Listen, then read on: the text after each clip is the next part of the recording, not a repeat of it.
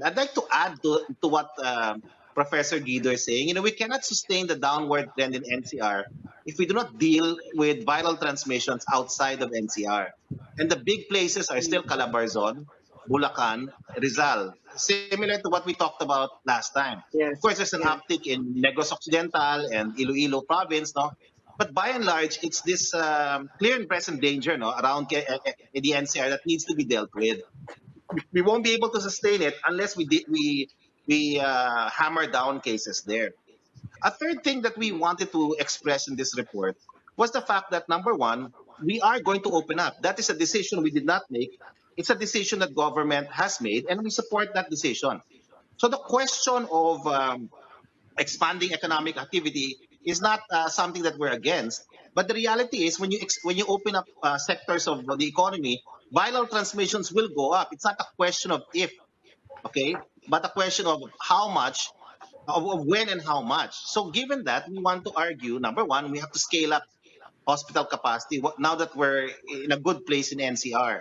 Because what we have now is still not yet enough. Second, we wanted to suggest a trigger. In many countries around the world, they're closing down. And the governments are now recasting their view about moving quickly to open up economies because the virus kicks back, and hits back. So for us in Okta, we wanted to suggest a trigger. What would trigger a not a lockdown, but a more stricter quarantine, a circuit breaker, no, for local governments? Because now our focus now is not in more provincial. We're focusing on local governments, cities in particular. So what could be a suggested circuit breaker should transmissions go up? So we suggested as a team a criteria, but obviously that wasn't the focus of both government and media in terms of the attention that was given to our report. We were suggesting a three point suggestion, that if we reach these triggers, then that should be a decision point. That should be a circuit breaker for government to pull down and say, okay, transmissions in this place is uncontrolled, and we need to manage things. So we suggested this criteria, and we're hoping sana that government considers this. And so we've talked to some members, and they say it's a good set of criteria. It's used by South Korea. It's also used by Germany, and it's now being used as a basis for closing down or making stricter quarantine measures in many European countries. So that's all. I think that should have been the highlight of our report, but What are the three media focused on criteria? some Yeah, other what Very, are things. very, those very quickly. triggers? What are Okay, the three triggers? let's read that. Okay. Okay.